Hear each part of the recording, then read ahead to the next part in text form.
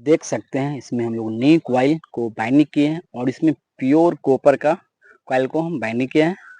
और कैसा कॉइल दिख रहा है आप लोग को कमेंट करके बताइएगा। प्योर कॉपर का है। इसको अभी हम फिट करेंगे और इसको हम चला के दिखाएंगे कैसा चलता है। आप लोग वीडियो को लास्ट तक देखिएगा। बहुत आसानी तरीका से ये सीलिंग फैन को फिट करते हैं। और आप लोग को अच्छा लगा तो लाइक कीजिए, कमेंट कीजिए और शेयर कर दीजिए।